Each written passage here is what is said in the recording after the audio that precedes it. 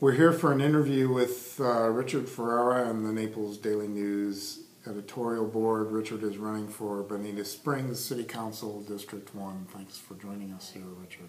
It's a pleasure. Thank you. So let's cover a couple of biographical things here at the beginning. How long have you been in Bonita Springs? About 10 years. Okay. And where did you come from before that? Providence, Rhode Island. And what brought you down here to Bonita Springs? Retirement, the sun, the beach, boating, fishing, golf.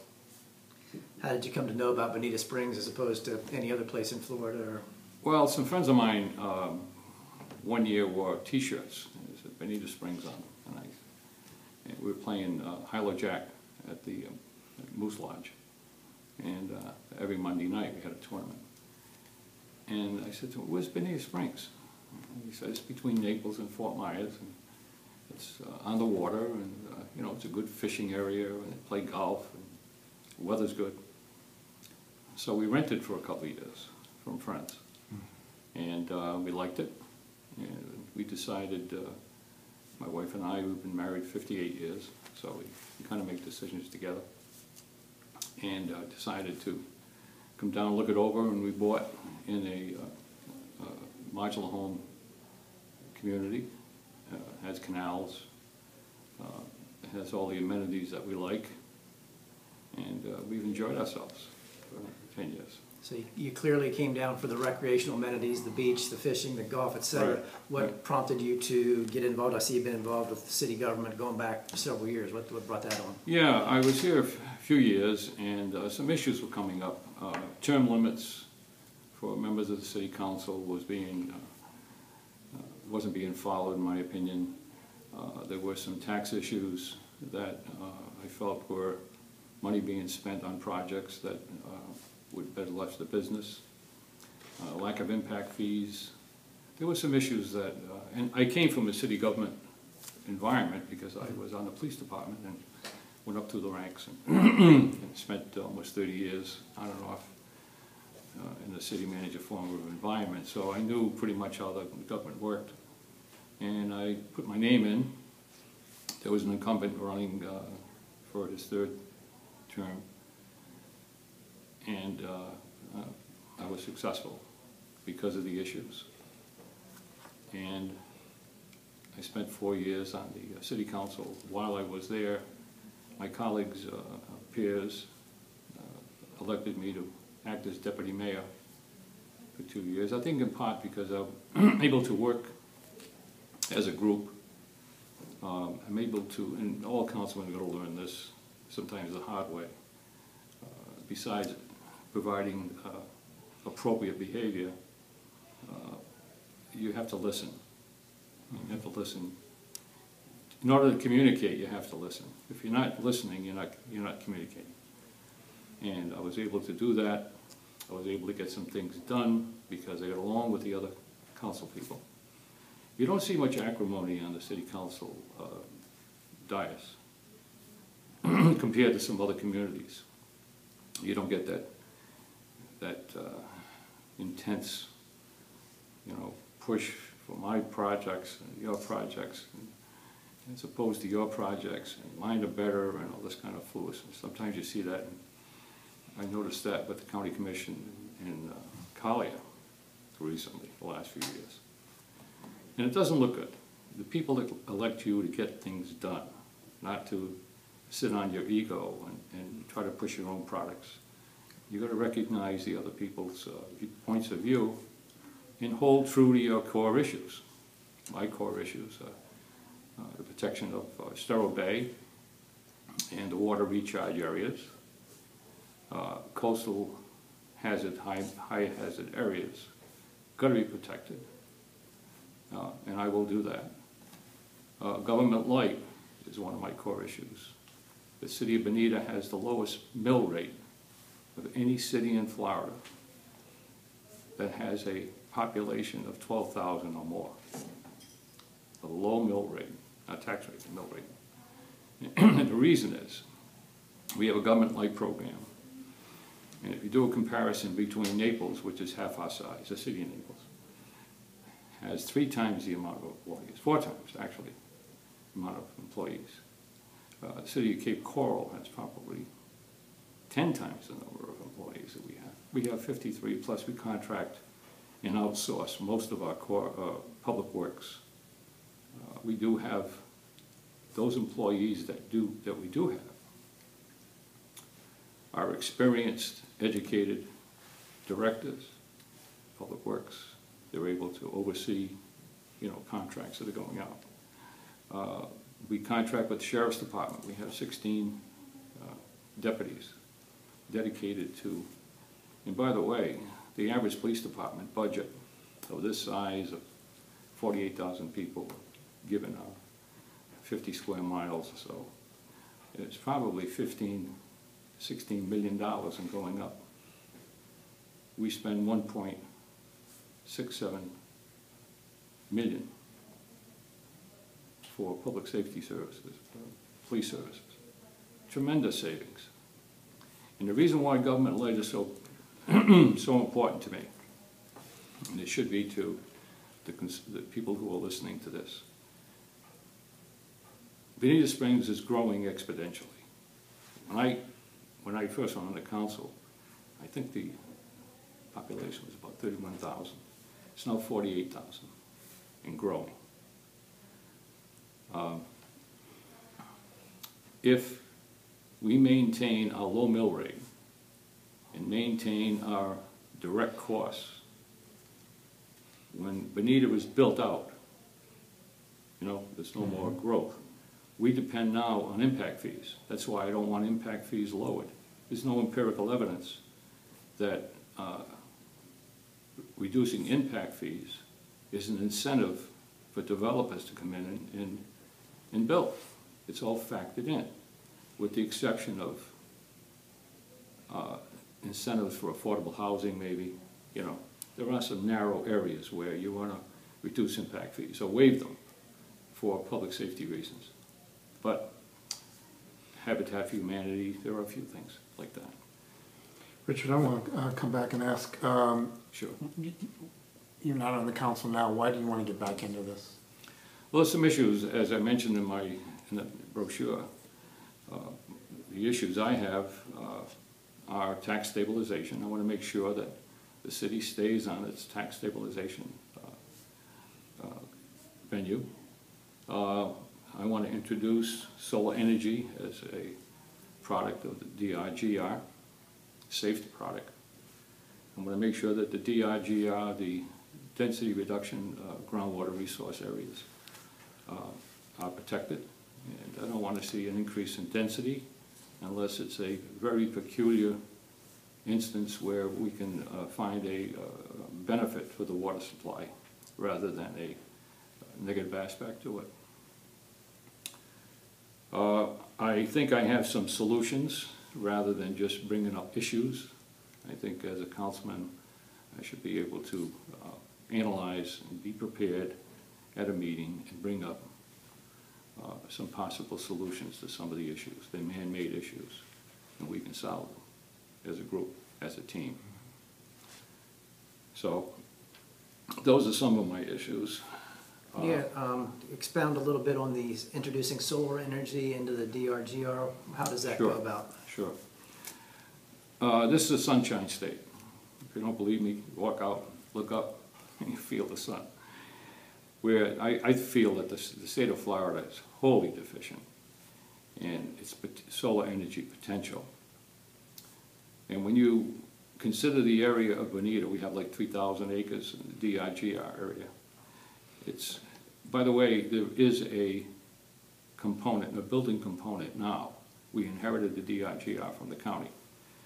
One home, one residential area for 10 acres. And those people in District 1, they have property rights too. So you gotta. But in any event, solar energy, in my opinion, is a win-win for the DRGR. Bonita Springs Utilities, for example, has 400 acres in there. And when I first went on the council, I was approached by, appropriately approached, to increase the density of certain areas in the DRGR, to make it more compatible for developers to come in and build. Well, I refused. I said, no, it's not an appropriate designation. It's 1 in 10, and the developer wants to come in and put high-priced homes in there. You know, people could sell and go that way. But to increase the density wouldn't be a viable object. I suggested to them that at that time, and since then, I've been to 2 meetings, at the BSU meetings, and spoke about this publicly. If you develop those 400 acres into a solar farm, not with your money, but outside private investment to come in,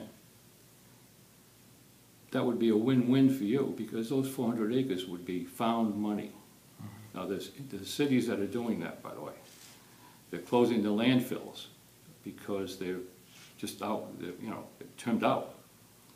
And when you have a landfill, you've got to put a clay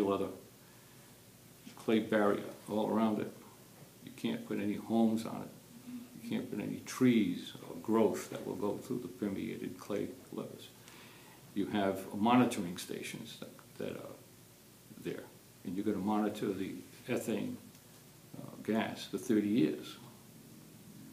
So what did East Providence do? We contacted an energy company. The energy company came in, took 20 acres, gave the city $250,000. Now, Rhode Island's not known for its sun, let's face it.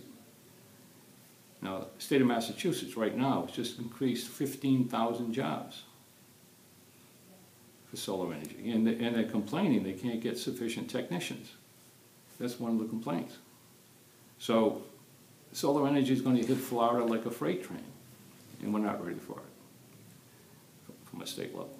The local level, I would like to see, they could offset their energy costs tremendously by using solar energy for pump out. That's only one of my suggestions. Who would be the consumers for the energy that's produced out there? Where would it be sold? The ratepayers.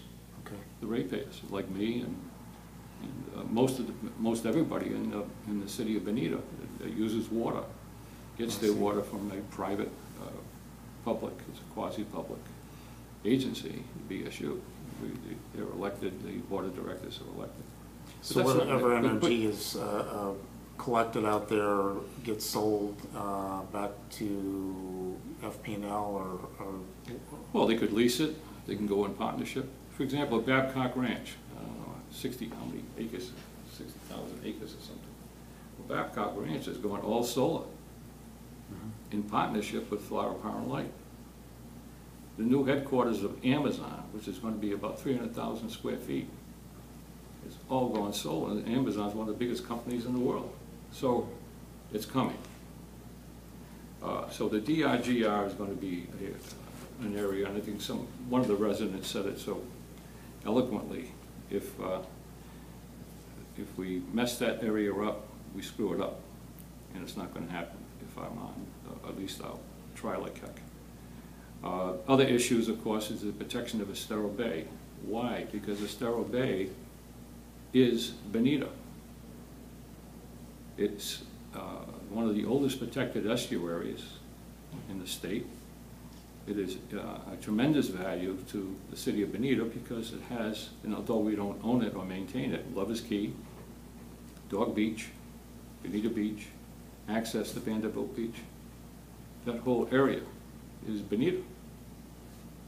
And it's up to us to protect the estuaries, Imperial River, Spring Creek, Oak Creek, those estuaries that leak into Estero Bay, to make sure that they're cleaned.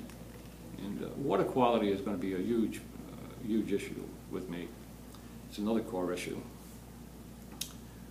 Also, there's a provision that we just put in. Alex Grant used to be a councilman. I worked with him on the council. He's always been an advocate for commuter rail. And if you notice in 041, that area, the railroad goes right through that area. What a beautiful adjunct it would be for pedestrian, people. What they're trying to do in 041, and by the way, I'm an advocate for that whole area to be modernized. So I will continue funding that if I had a vote in the future. Is pedestrian and bicycle traffic and people coming in, you know, to use the shops. Kind of an old Florida attitude and decor. And commuter rail would be a great adjunct. So that's an aside, I will support that. So I think that differentiates me from some of the other candidates. Not that they're not good people, they are good people, excellent people. So with that, I'll answer a question that You had mentioned affordable housing. Do you have any ideas to increase the stock thereof in Bonita Springs, or is Bonita Springs doing well on that front? Bonita Springs, I don't think has sufficient affordable housing, but it certainly isn't that deficient. I would support affordable housing provided it's in, see, I'm for smart growth, that's another thing. I believe the growth is going to come. It's almost irrefutable that we're not going to grow anymore. Certainly we are. But we got to grow appropriately, and things belong in certain areas and things don't belong in certain areas. So smart growth is very important, and affordable housing is you know, you can't run a good business. One of the things that they're complaining about in some states is they can't get qualified people to do the jobs. The energy is there to come in and open up businesses, but the skilled help isn't there. So affordable housing isn't low-income housing. People look at that and they say the phrase, oh my God, affordable housing is going to have all these bums walking around and things. So that's not true. In many of the affordable housing areas, nurses, middle-class people who, you know, just can't afford the very high rents in a particular area. Nantucket, for example, the island of Nantucket. Unless you're very rich, you and I aren't going to go there and give them a check, buy a house tomorrow. So they've had a tremendous problem with affordable housing. So they built these areas to bring in seasonal help, you know, so they can run their businesses in the off season.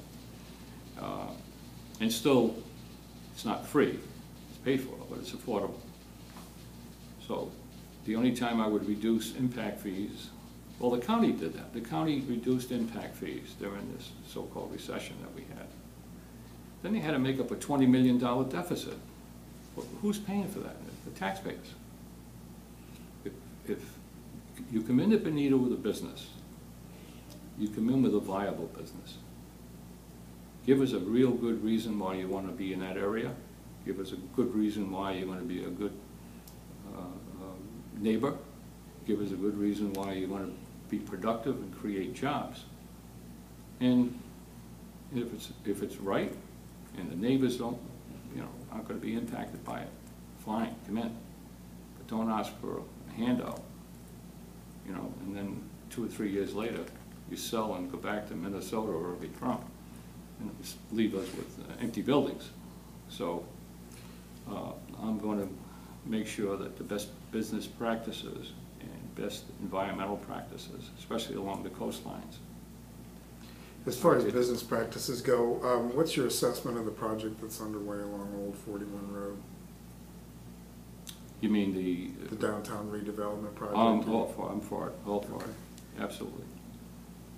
And let me give you a very simple explanation.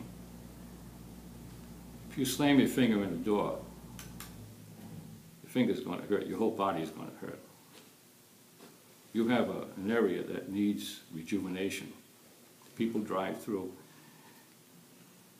People come into Bonita. That's why I'm also a stickler. I attended 2 meetings on the vision for Bonita Beach Road and what's going to be allowable on 41 in the new comprehensive plan. I believe the comprehensive plan is a master plan. It's a enumeration of our goals and objectives for the future. Just let me give you a simple example. I'm going through all the sheets, a couple of buddies of mine and I. There's about 40 different allowable uses, and all of a sudden we come across a slaughterhouse. What? Couldn't believe it when I read it. But there was actually an old carryover from the county.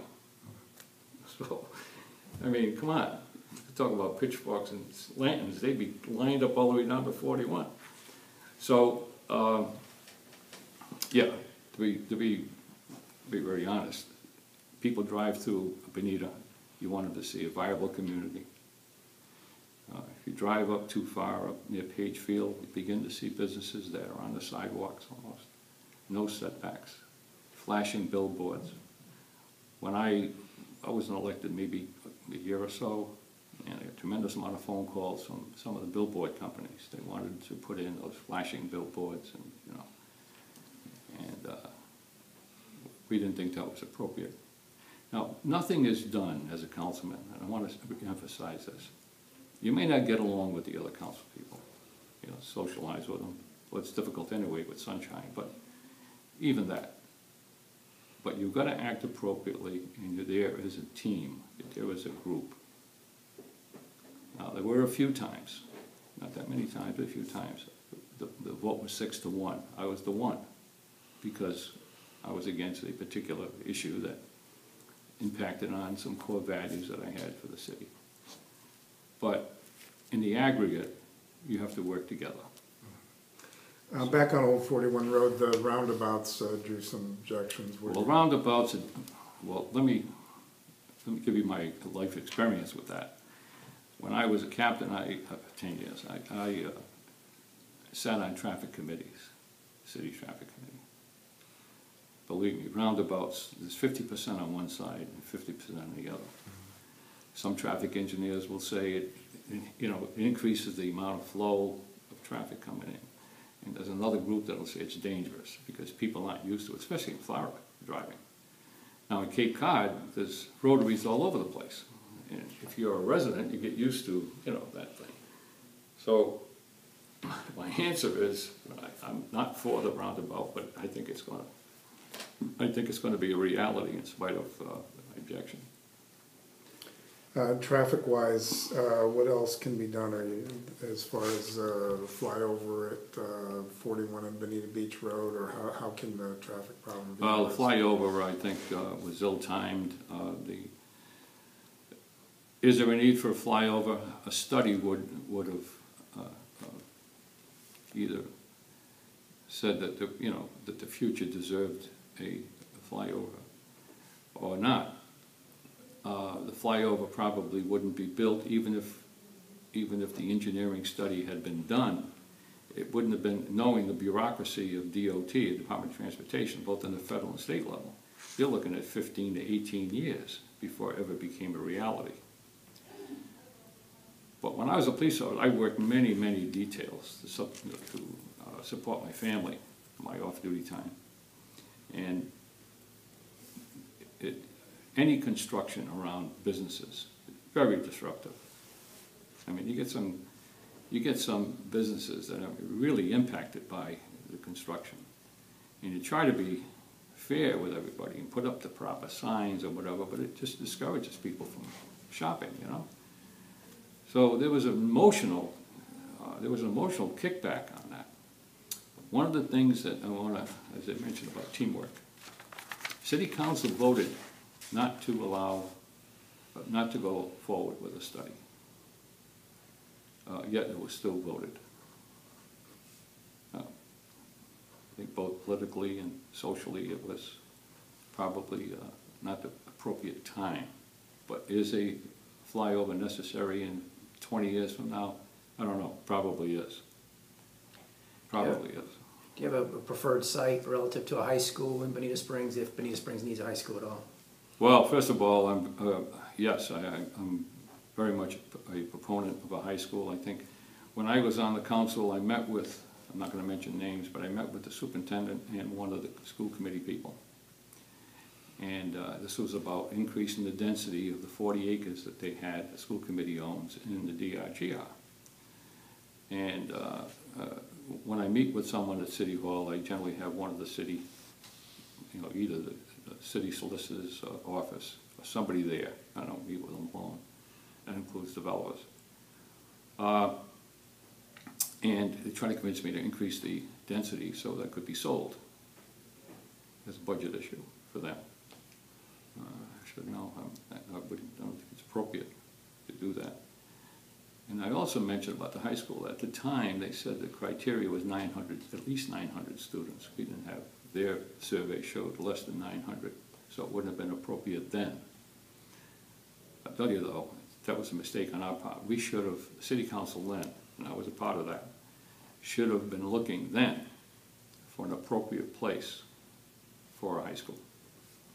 Now, your question to me was, do I have a preferred place? Yes. My preferred place would have been behind the middle school now on Terry Street, where the present library is. Because everything would be there, you know, the middle school, some of the amenities, and with some jockling of land, I think we would have had an appropriate place for it. The other places that they're looking at, it's a school committee issue. It's their job.